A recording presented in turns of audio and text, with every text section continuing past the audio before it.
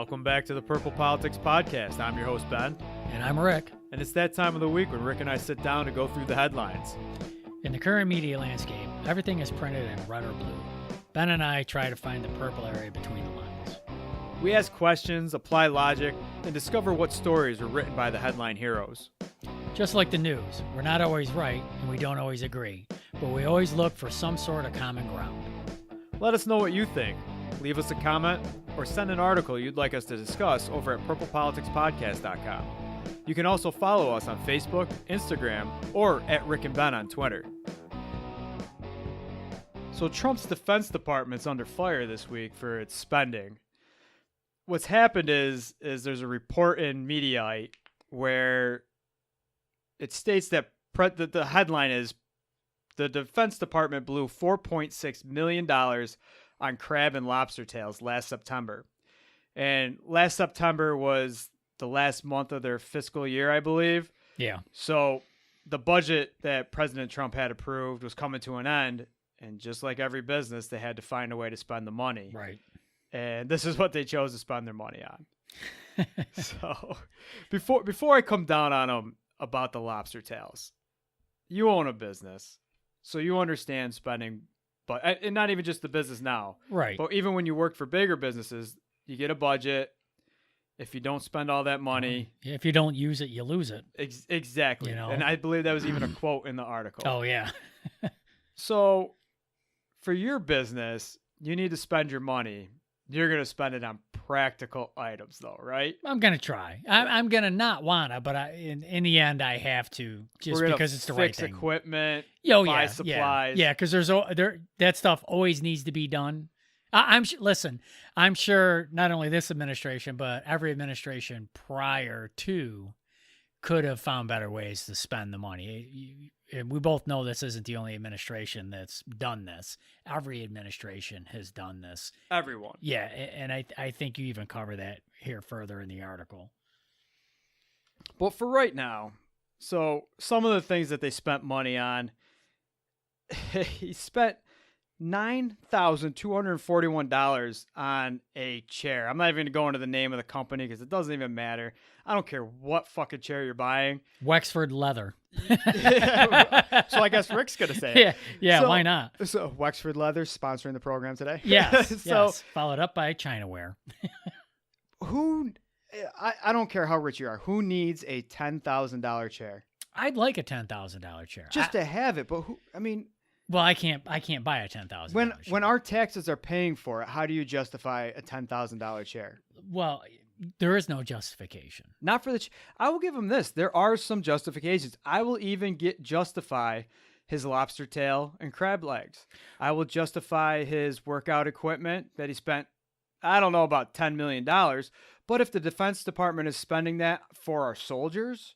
Yeah. I mean, listen, to outfit a real gym, and I think you could probably find any local franchise gym, and I bet you they lay out somewhere between 1.2 and 1.8 million to put a gym together. So if this is, if they put 5 gyms in, across X amount of departments, it could easily. It can get the 10 million. And I'll jump in right here real quick before we get the emails and the posts and stuff. We have not actually physically gone in and figured out where this money's going from. We're just saying hypothetically, if he's doing this, it's justifiable. Right. And he's not just doing it for one gym. If he's doing it under what we say, it would be for the entire country. Listen, it's not like he spent $10 million on a gym at his pad in Trump Tower. Right. That's all we're saying. Right. Even the iPods and the iPhones, 7.7 million. Now that seems excessive. And at first glance, you're going to go, why don't they just buy their own damn cell phones? Right. They're government employees, especially for the Defense Department. Right. They need offline, encrypted phones and iPads. And this equipment, when they're done with it, does get auctioned off and the money goes back to the government. So it's not like, I got $1,000 iPhone on the government and I'm leaving with it. That doesn't happen. All this stuff is turned in. The computers, laptops, phones, all that stuff's turned in. It's stripped down. It's supposed to be stripped down, and then it's auctioned off to the highest bidder. Now, the other thing I'd like to say, I mean, if you look at some of this money that's being spent, all right, let's just kind of run through it real quick. All right. We got about $9,200, $9,300 on a chair, $53,000 on China tableware. We don't know where that is. For me, when I hear that, I immediately think the White House spent $53 million on China for the White House. That, to me, would seem excessive. Yeah. I think if you could get a breakdown on some of this stuff, I think that's across the entire government. Alcohol, $308,000. I've thrown some keggers in my time. Well, that's not a lot. Well, the alcohol goes with the lobster tails and crabs legs. Yeah. That could be for political dinners and stuff, and you're whining and dining dignitaries and stuff like that. I mean, that's necessary. But that's actually not a lot of money. No, that's what I'm saying. But it's also a necessary part of government. Yeah, people absolutely. don't understand that that's a cost. Like I'm fine with my taxes paying to butter up somebody across the seas to get them to do what we need. Yeah, I understand that. Well, it kind of backfired recently. I mean, one of the reporters were murdered by a foreign government, and fuel prices are on the rise. Now, I'm not going to name any names. I'm not going to point any fingers, but that seems just a little friggin' backwards to me. But okay, I'm going to move on because they spent $673,000 on golf carts. Now, I'm pretty sure that's not golf cart rental. Yeah. But at the end of the day, I do know on bases, I know for sure, they have golf carts. Yep. Every base has golf carts. I'm sure some of these underground bunkers that we have, they have golf carts. Is $673 a lot of money? Sounds like a lot of money, but for all we know, this fleet has replaced a 10-year-old fleet. We don't know, but I can see how somebody could really get it, in a twist over some of these numbers. I mean, here's an example. Musical equipment, including pianos, tubas, and trombones, $1.7 million. For who? What branch? I mean, maybe that might help. Doesn't the Army, the Navy, the Marines, don't they all have bands, and not just one per? Yeah, I believe so. Each place has one. Yeah, but everybody got fat on some lobster tail and crab because that was $4.6 million. I would just, I can't even get the shells at this point, but I would like crab and lobster. I know that. And iPhones and iPads, $7.7 million. For a government that really had its issues with Apple. What was his name? Tom Apple, the CEO of Apple. Tom Apple. Tom Apple? Yeah. Johnny Appleseed? Johnny Appleseed, something like that.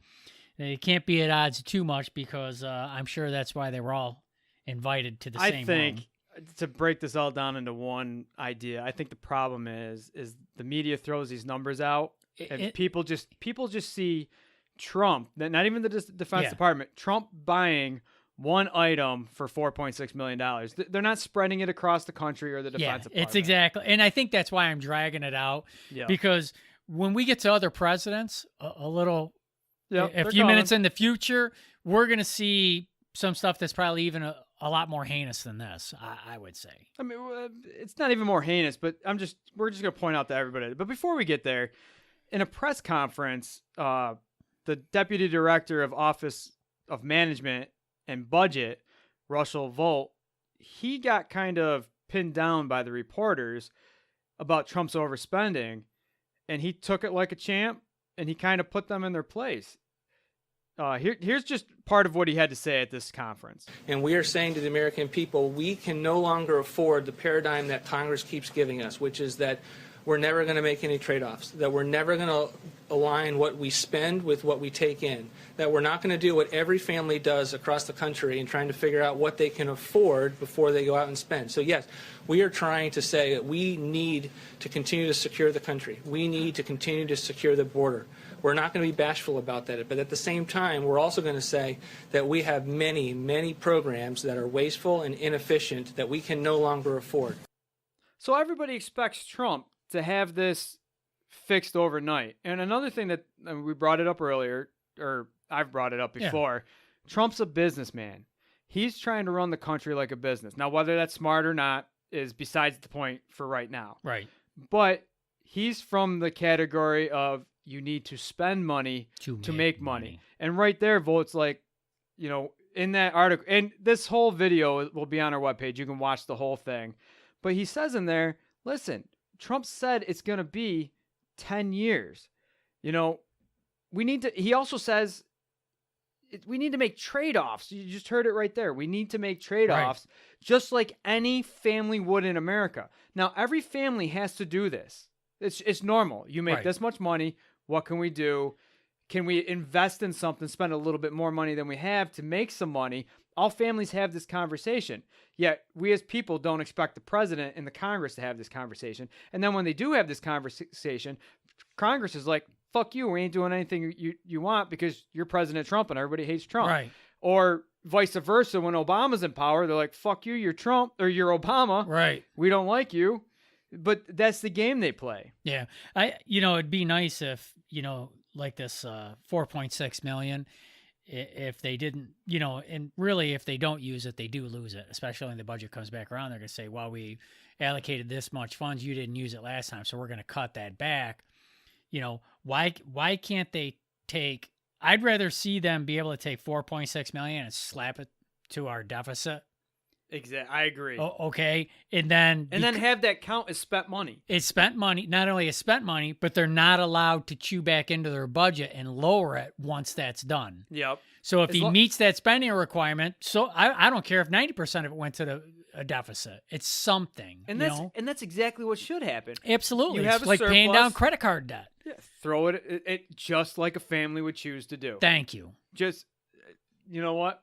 I'm speechless right now because I don't know why that didn't come to me, but that's the perfect option. We have this budget.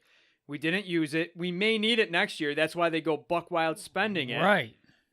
Just put it towards our deficit. Yeah. All funds that aren't used should go to the deficit, and it shouldn't be held against that department. And if they can continually raise these funds and don't use them, well, guess what, folks? Our deficit's going to start going down. Yep. Now, the one thing I did find funny, I actually laughed about it when I was writing it in here because it's right under all this other stuff, is in that quote that we just heard, he said, and I quote, that we have many, many programs that are wasteful and inefficient that we can no longer afford. Yeah. And just two fucking average Joes from Syracuse, one of them just figured out a perfect option for it. Yeah. And what's sad is they can't do it because they probably need permission from Congress. And Congress ain't going to give them permission for shit. Right. So, come on. We need to get back together and start working together. 100%. 100%. So let's take a jump through history. We'll just go backwards a little bit. And before we start going backwards, I know everybody thinks, because I'm a little bit right, that I hate all Democrats and stuff like that. I liked Obama.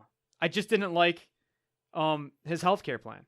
Right. That's the only problem I ever had with Obama. And I'm going to go out right now and say it. I voted for him once. Not twice? No, I voted for him once.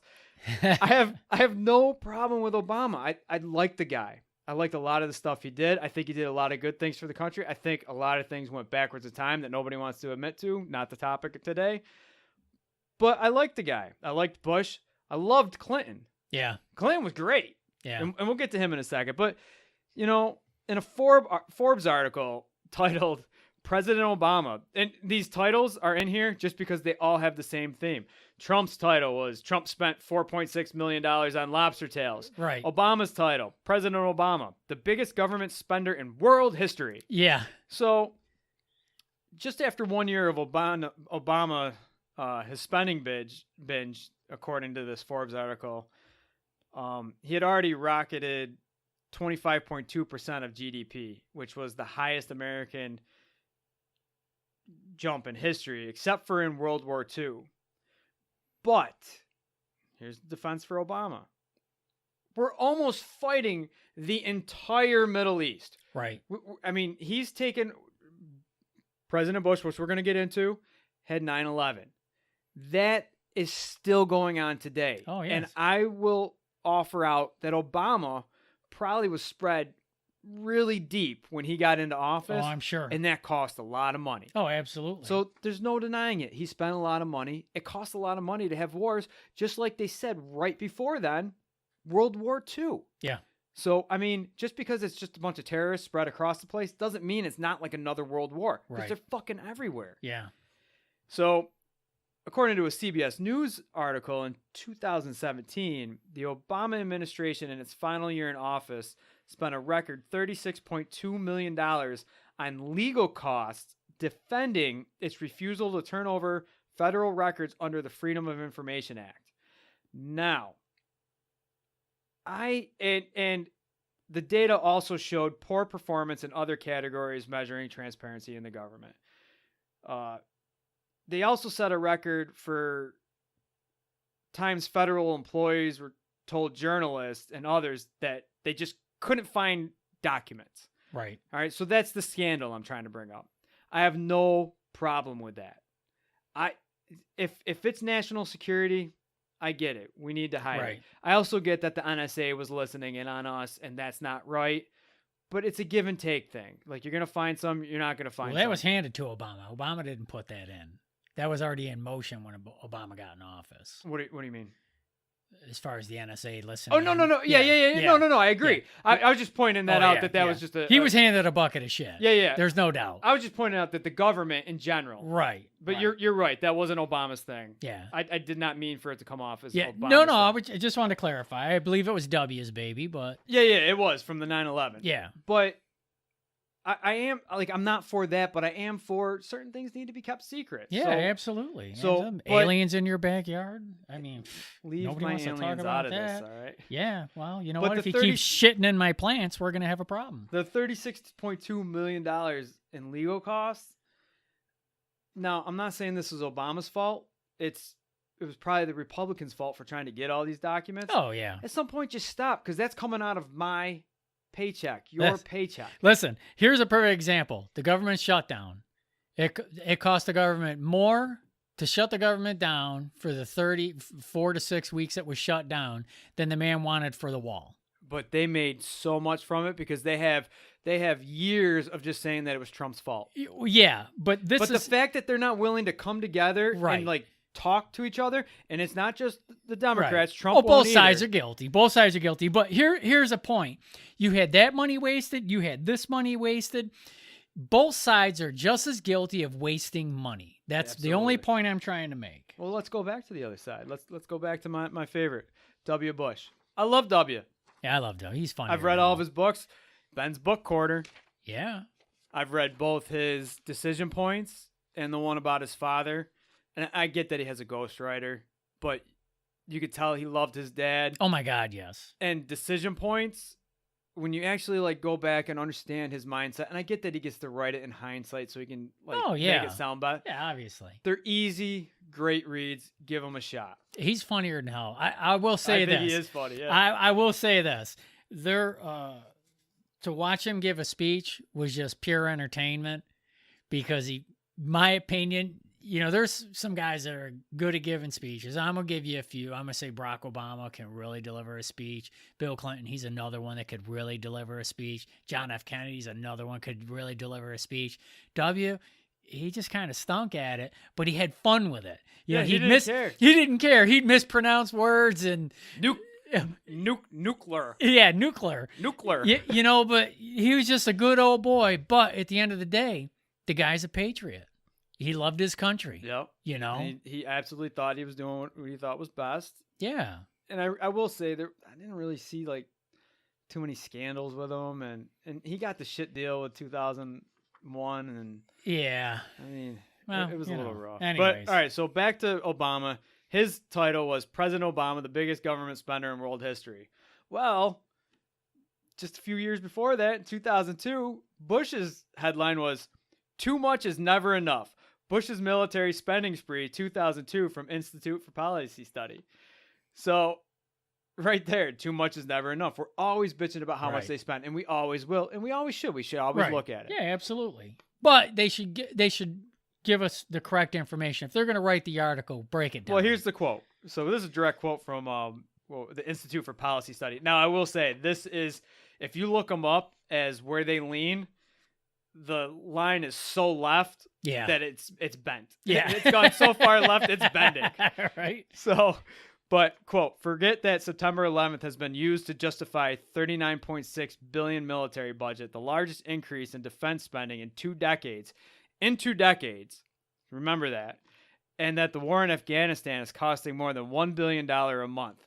Now, 2 decades ago, We weren't having a world war. We hadn't been. When was the last time we were attacked on American soil? It would be World War II. All right. When was the last time we were attacked on continental U.S. soil? That would be September 11th. Boom.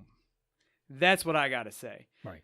Whether or not more people died on September 11th or in Pearl Harbor makes no difference. We were attacked. We were attacked, and we were attacked on continental U.S. soil. And I'm not saying continental U.S. soil is better than Hawaii, but Hawaii is farther away from the continent and from defense. Right. All right. So these people got into our country. Yeah. Oh, yeah. They got into where the citizens are. Right. You know, Pearl Harbor, you know, there were a few downfalls there. You know, they had all the ships lined up. Absolutely. You know, I mean, just the way they had everything set up. And, you know, I've watched some stuff. I watched some documentaries, and, you know, there's, you know, did they have an idea? Yeah, they kind of had an idea, but I think they came to the conclusion right about the same time the attack was going to happen. Will we ever really know? I don't think so. But, you know, they bombed Pearl Harbor, lit it up. The difference is when they hit Pearl Harbor, it's a military installation. This was public business towers. Absolutely. So I'm not, and listen, I'm not minimizing I'm not minimizing Pearl Harbor at all. I'm just saying, but time out. There's a difference. There's Pearl Harbor, and you go across the country, you go across the world, and you say Pearl Harbor to like some local yokel. Yeah. They're gonna go, Pearl what?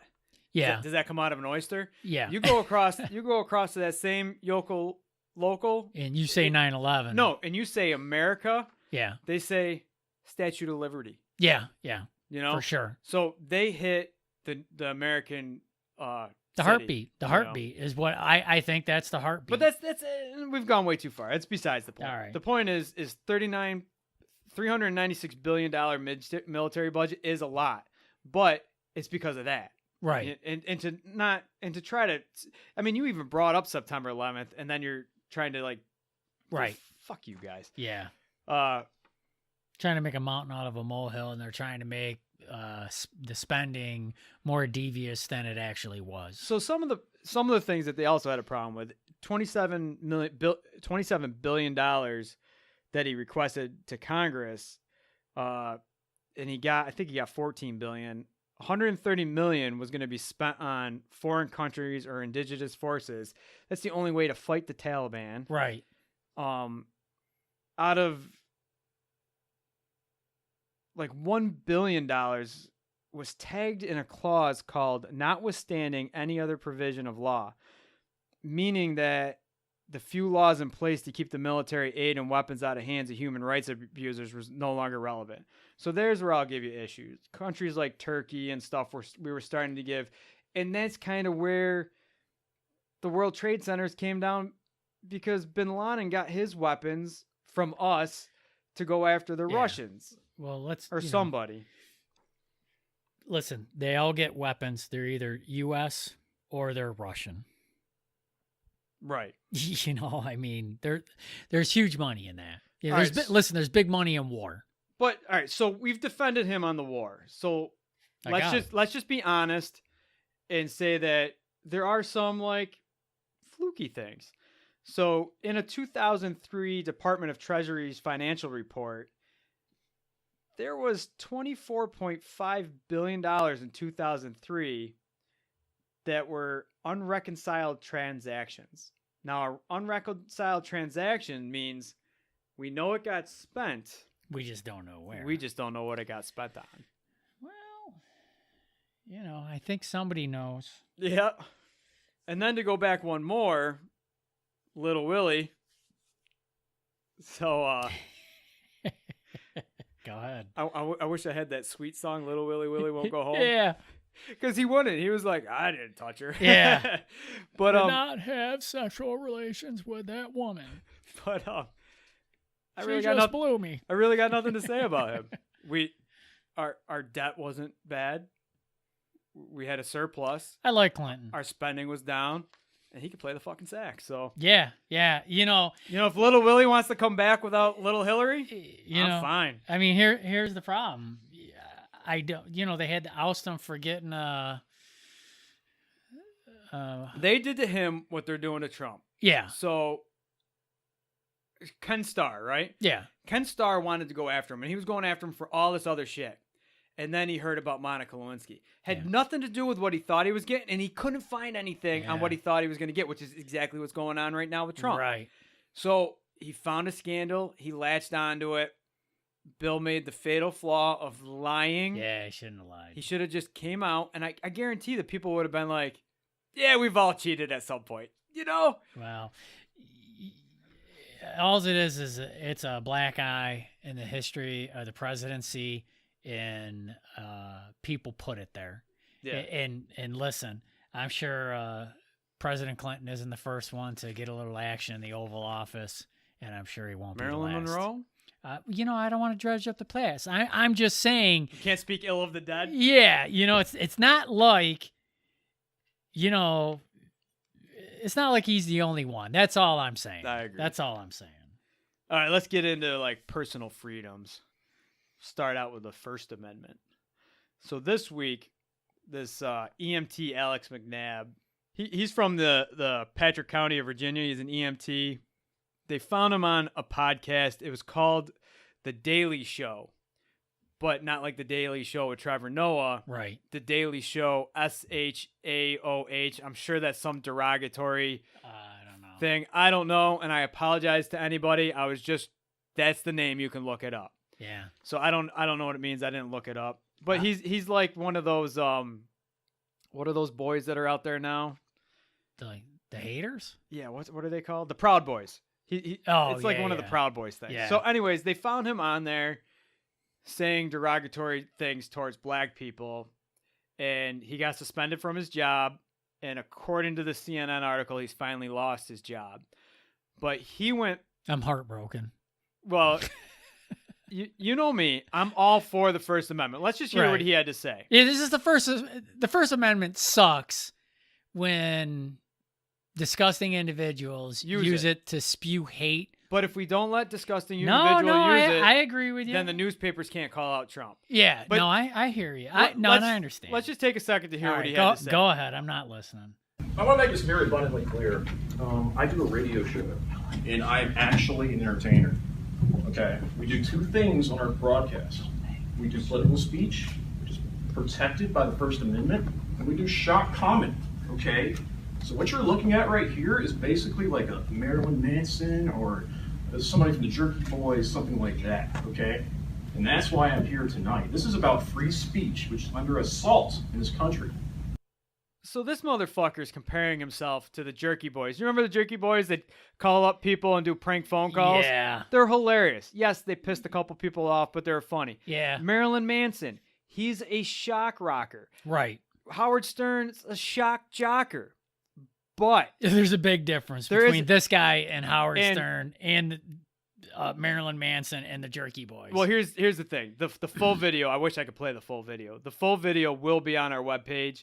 And even if you missed the video earlier, take a second. I might even just post this on our Facebook. Right. Take a second to watch this full thing because the town councilor or whoever this guy is, he calls him out like crazy. He puts this kid in his spot, and the kid won't back down. He's that cocky motherfucker that you just want to smack around a little bit.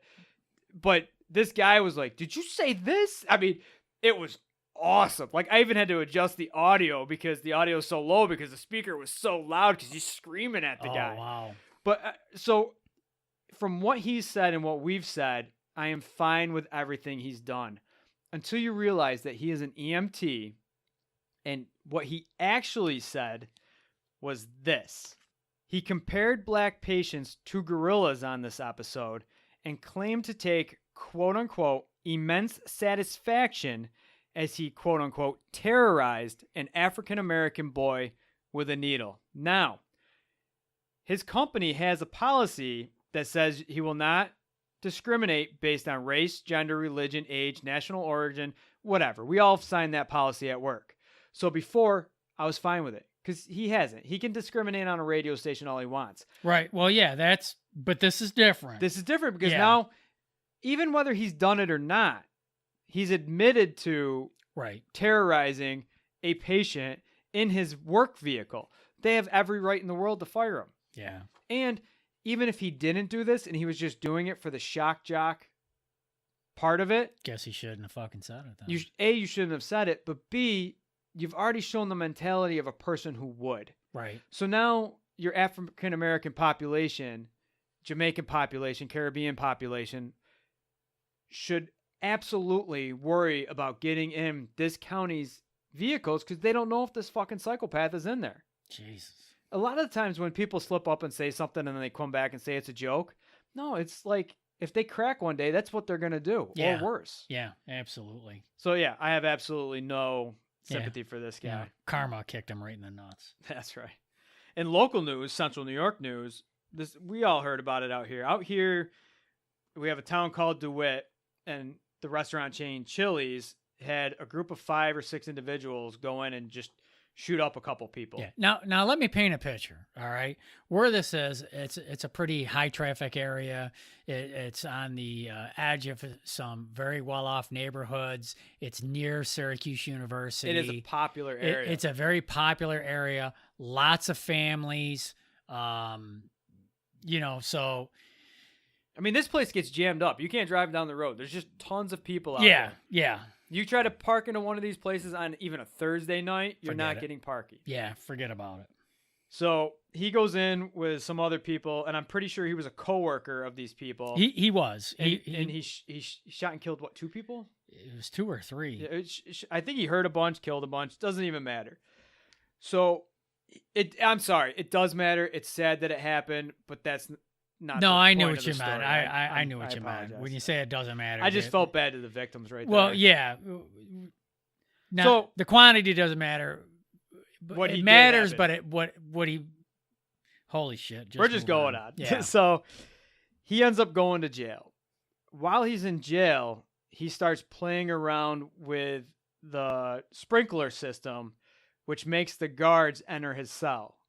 He throws one guard on the ground, knocks out another guard, takes off, tries to escape. Yeah, like where the hell's he going? And then ends up, I think he makes it up the stairs. Yeah. And he ends up getting pepper sprayed by a set of other guards. Oh, shucks. And subdued. Then they take him to the judge, and the judge sentences him to like 271 or something days. It was over 200 of solitary confinement. Now, his lawyer, Randy J. Bianco, says that the town has violated his 14th Amendment rights. The 14th Amendment prevents state and local governments from depriving a person of his rights to life, liberty, or property without first receiving permission to do so from a legislative authority. What is a judge? Listen, all I know is if you're in jail, prison, you're in the correctional system, and you knock a guard out, and you throw another one to the floor, and you go running, you're probably going to get more than pepper sprayed. You're going to get your ass beat, and you're going to get thrown in solitary confinement if you're not put in the infirmary. I got to backtrack a little bit. I apologize. I think I called Randy J. Bianco. I can't remember if I did. I may have just said the lawyer, but if I said he, it's actually a she. No, it's a she. But she also, her point is that they put him in solitary confinement without taking into consideration that he was detoxing or checking out his mental state. I don't give a fuck. Right. You chose to do the drugs.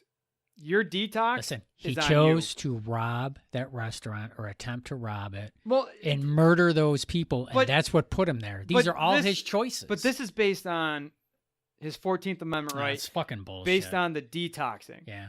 He's got nothing better to do. I don't think the detoxing should go towards your 14th Amendment right. You chose to do it. You chose to do the drugs. You chose to kill the people. You chose to attack the guards. Even if you're detoxing and you make a bad choice, you still made the fucking choice. We're saying the same thing. It's fucking stupid. Yeah. Just another criminal. Oh, my rights were taken. My rights were taken.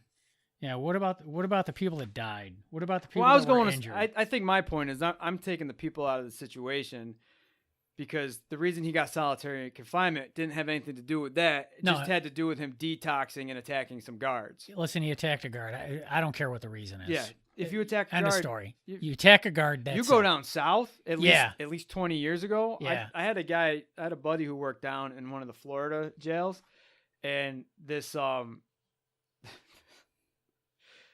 handicapped guy was throwing poop. Oh, poop chucker. He was throwing, the guards beat the shit out of him. And he took him to court because they beat up a handicapped guy. And the judge was like, "Did you throw shit at him?" Yeah. And they were like, "Well, yeah." And he goes, "Get the fuck out of my courtroom." Obviously, he wasn't swearing. Right. But... That's how it should have been handled. All right, let's move on to the last amendment that got abused this week. Listen, the poop throwing is only cute when it's monkeys and you're at the zoo and it hits somebody. Somebody else. Yes.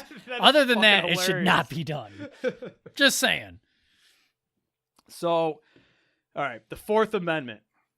The right of the people to be secure in their person, houses, papers, and effects against unreasonable searches and seizures. So 37 minors in Rivers Fall, Alabama ended up getting arrested at a police checkpoint. We all know what a police checkpoint is. They stop your car in the middle of the road, they look in, they determine if you're drinking, you leave. But it's not just about drinking. We're looking for everything. We're just trying to slow people down. Say it, Rick. Yeah. What air am I doing? quotes. He's air quoting like a champ over there. Oh my God, my If fingers. that was an Olympic event, he would have just scored a gold. And on my that. fingers are all cramped up. So the Rivers Fall Police Department is under scrutiny right now because they're saying they violated their Fourth Amendment. Police Chief Cody Warren responded with, I quote, "It is a violation of your Fourth Amendment right if we were to say that it was strictly a narcotics checkpoint, or if I said that I am doing a checkpoint to only bust underage kids driving down the road here with alcohol. If we were specifically saying that it was what we were looking for, then it is a violation. If these people posting on Facebook would do a little research, they would find that the Supreme Court ruled that it's perfectly legal as long as we have a written plan ahead of time and if we stop every car." Well, we all know what you're doing, at least on my side of the table. You're doing exactly what these people say you're doing. I have no problem with it. Yeah, but see, he's doing it properly, so it's not a violation. It's not a violation, but don't play it off like it's something other than it is. I get that he's doing it for legal reasons. Yeah, I think he's tit for tat. And listen, your fucking kids got busted for doing shit they shouldn't have been doing. All right, and here's the other result. Maybe they were getting smashed, high, or hammered and driving down the road, and they all died. Maybe he saved their life. But no, let's go on Facebook and be Facebook heroes and start giving them a friggin' hard time. Listen, checkpoints are a friggin' just something you deal with in life. You have 4th of July, we have checkpoints. You have another holiday, you have checkpoints. Labor Day, you have checkpoints. Here, I got a great idea. How about you get in your car and don't break the fucking law, don't drink and drive, don't have narcotics, just do some shit right, and we don't have any of these arguments. I have a normal work week, and I drive through 17 fucking way stations. You sure do. That is just a checkpoint. Yeah. Profiling you, Ben. They are. It's pathetic. It's great. They just let me through because of who I work for. Yeah. But I will say that he does go on a little bit deeper, and he points out, he's like, listen, we stop every car. These people, they roll down the window. I asked them, do you have alcohol in your car? And they're like, yeah. And he's like, well, I need to see your license before you can move on. I get their license. Everybody in the car is under 21. Now he has no choice. I have to arrest you. He has no choice. Or they pull up, they roll down their window, and it's like a fucking Jamaican bong fest in there. Yeah. You know, they got never mind. I was about to be fucking stupid. But yeah. All right, let's move on. Yeah, everybody gets it. Your rights weren't violated. No, you You're got just caught. being stupid. Yeah, and the got parents, caught. The parents are pissed off because they got to go down and pay the fine. Tough shit. Control your kids. They're not allowed to. Social services will get them. Oh, you got to let your kids do whatever they want now. Yeah. That's another big problem, but for another episode. Yeah. All right, let's go on to the quick caps. AOC leading the way. Get drunk and high all day. We were gonna make it a whole fucking episode without mentioning AOC. We don't have to work. We get paid. We can get high and drink all day. I posted something on Twitter the other day. I forget who I responded to, but I was like, he was picking on AOC's economics policies. I was like, I think this is a weekly discussion on our podcast, and everybody was laughing. About it. So. Sorry, AOC. I just had, just really trying to be funny. We're We're not sorry. Keep up the good work. So Elizabeth Warren has a plan to roll back some acquisitions by technical giants Oh my God. like You know, Facebook, WhatsApp. We're always asking, what do you do about these companies that are taking over? Because that is kind of the problem that's going on with America. Like all these big companies put out these smaller companies. So she's like, well, let's make sure that just like we used to do with monopolies. Yeah. Say you can't buy this, this, and this. Like Facebook just keeps buying up these smaller things and just combining them under them. Now they own everything. You sign one agreement under one, you've signed the Facebook agreement. Now they can stalk you and stuff. Right. So she's trying to break up stuff like that. And then this week it comes out that she's talking about this, and then Facebook deletes all of her criticisms towards them. I think she even put an ad on there about this. Yeah. And Facebook took it down, and they're like, oh, we put it back up. One of our people thought it violated one of the policies. No, you were being Big Brother. So it is kind of scary what's going on. And we always are trying to figure out ways. I don't know how you would make this happen, but stuff like this does have to happen because they're getting too big. Amazon is literally shutting down everybody but Walmart. You're right. But I mean, listen, you're certainly not going to break up Google. You know, Facebook's And the funny thing another is one. Google owns Google. I mean, according to this, Google owns less mainstream things than Amazon and Facebook. Right. But listen, I mean, oh, geez. You know, I understand. Listen, I understand.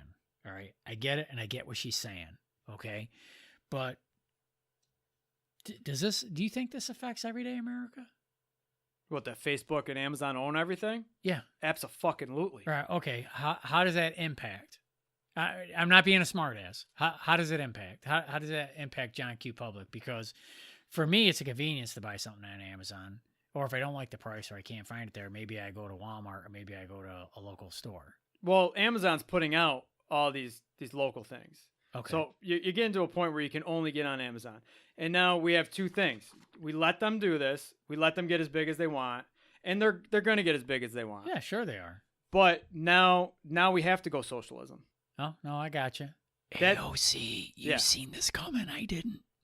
But, I mean, that's what it is. Yeah. That's literally what we've gotten. So I should message AOC and let her know that Warren's trying to blow up her spot. Yeah. Okay. But, I mean, that's what's happening is these companies are putting out little companies. They're... Wish they'd write a check for my company. Yeah. Take my money. They're going to put your company out of business. They're going to put everybody. They're going to try. Everybody's going to be gone. And I honestly think it's going to be before I die, we're going to end up not working. Even my industry, I don't know if I'm going to make it to retirement. What do you think it'll be mechanical? What I say, Driverless? mechanical. Yeah. Mine's definitely going to be driverless by the time I retire. Yeah.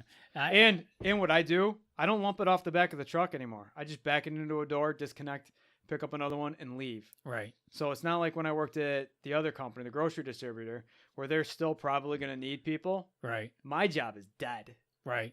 So, I mean, that's where we're headed. But wait, I saw this. But another thing she's saying, a movie. It was called I, Robot. Well, that had one human left and a dog. Oh yeah, that's right. All right, so it's different. Go ahead. But I mean, like she even points out, they have enough economic power to buy every potential competitor. And once they do that, here's the other thing. So now these people have enough money and enough power to run the government too. So now they're dictating government policy, whether you like to admit it or not. Not Donald Trump or not. He's at war with all these guys. I guarantee they got their fingers in Donald Trump. Hey,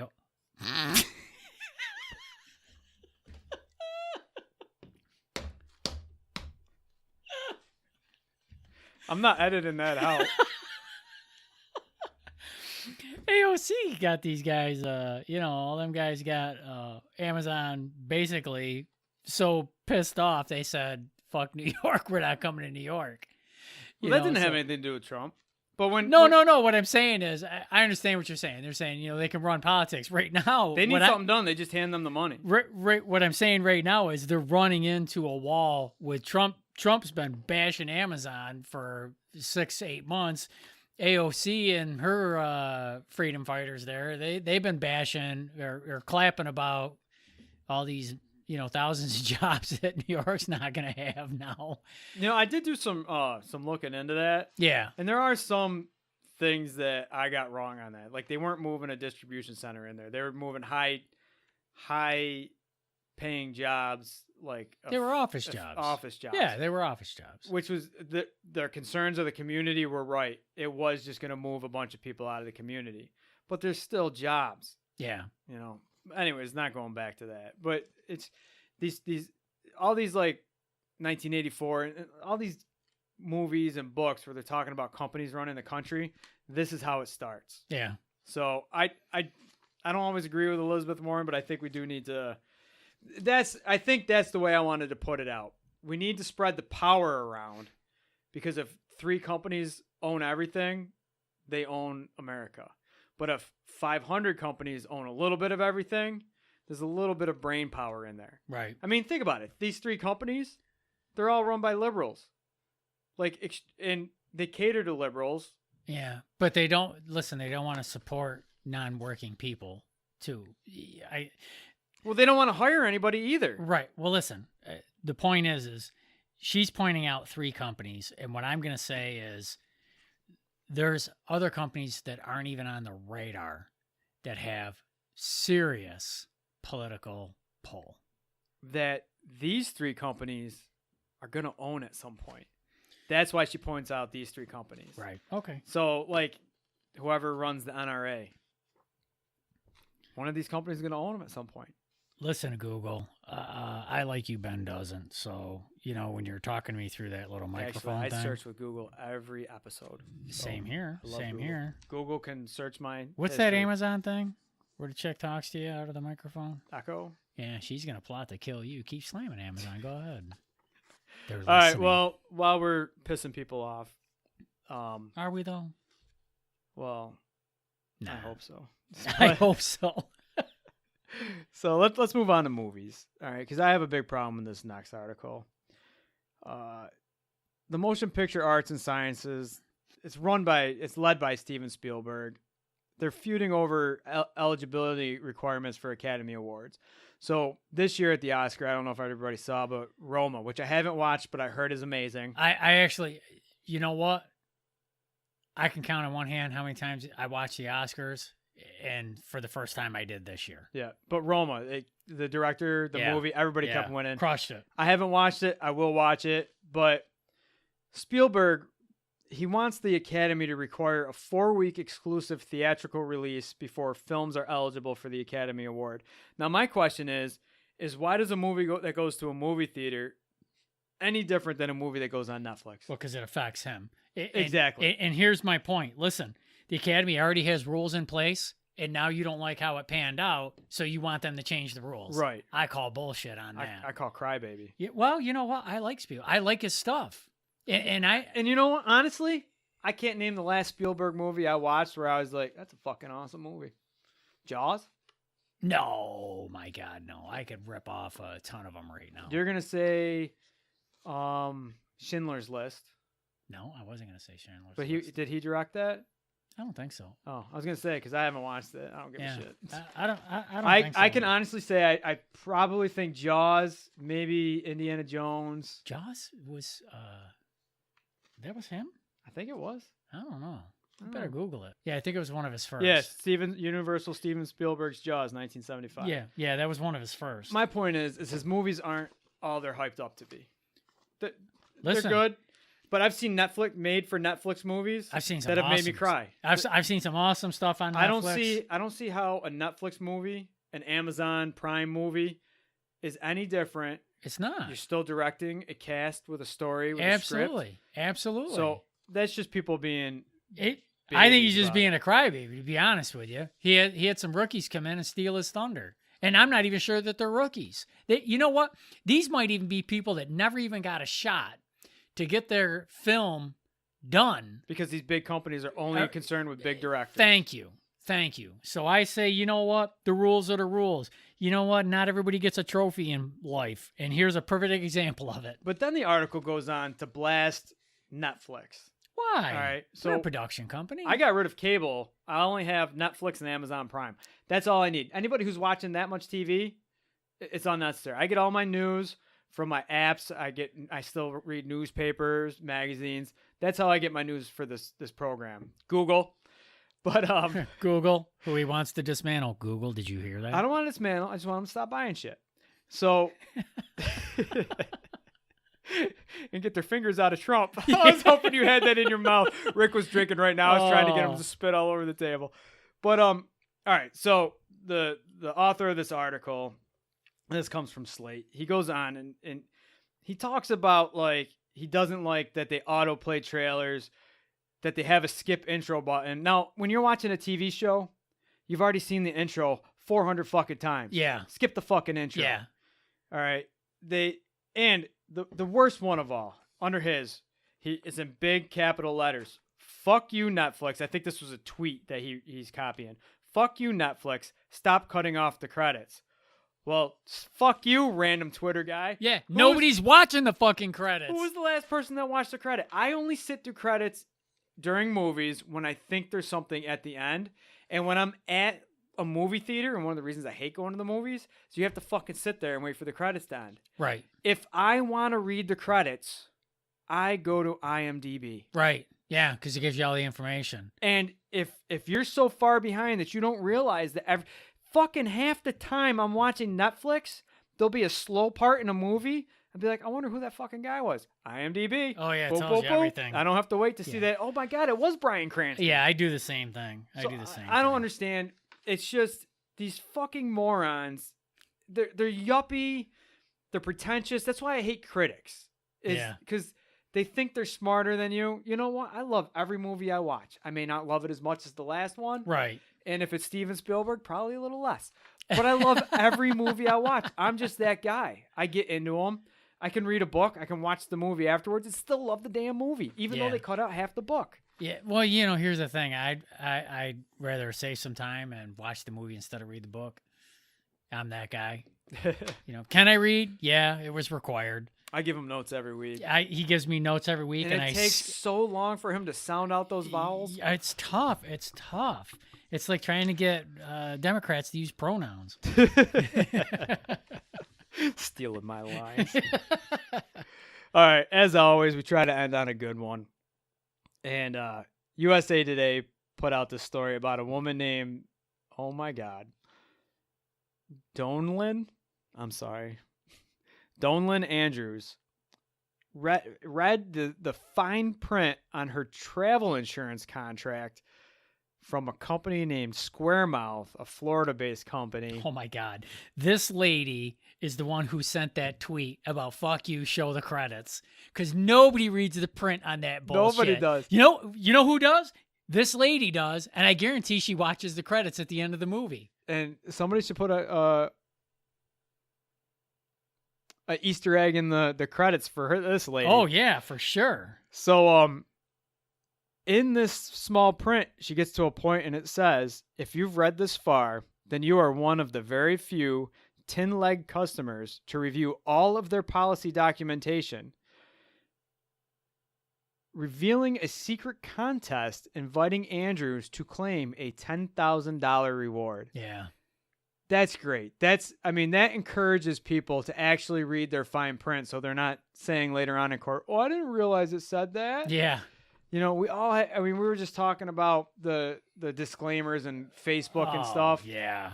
Where they get your life. I'm reading a book right now called After On, and it's about this online program called Flutter, and the way they can scam everybody's information is Flutter owns everything. It goes so well with that Amazon thing we were talking about. But the company Flutter owns everything, and you just sign your life away by agreeing to their contract. Now they get all the information about you, and I don't want to give away what happens. Yeah. But they use that information in a great way, and then but just this one little click that nobody reads, and he even says it in the book. Nobody reads this thing. Click, and then boom, they get all their information, all their history. It gets to go through, and I get that it's just a fictional book, right? But I think it's telling of what could happen. They get to go through all your information. This lady, she read that acknowledgement and was like, fuck you, Flutter. Yeah, exactly. So I should probably point out that guy's name. It's Rob Reed, after on. In Year Zero. Year Zero is freaking hilarious. Everybody give that one a shot. That's enough of Ben's book quarter today. I've named off, like 5 books today? Yeah, exactly. All right, well, that's the program. Break up Amazon and Facebook. Ouch. I'm your host, Ben. The librarian. Ben the librarian. And I'm Rick. Am I Conan's little brother? Yes. If you enjoyed this episode, please leave a 5-star rating and review. Remember to subscribe to the Purple Politics Podcast to keep up to date with all of the headline heroes. Did we get something wrong? Find us at Rick and Ben on Twitter or Purple Politics Podcast on social media. Our complete show notes with links to the articles and videos discussed can be found at purplepoliticspodcast.com. Music in this episode was written and performed by Jazar and is titled Magic Mountain. Editing of this episode was done by myself, Ben Frankie, and all research was done by myself and Rick Eldred. Thanks for listening.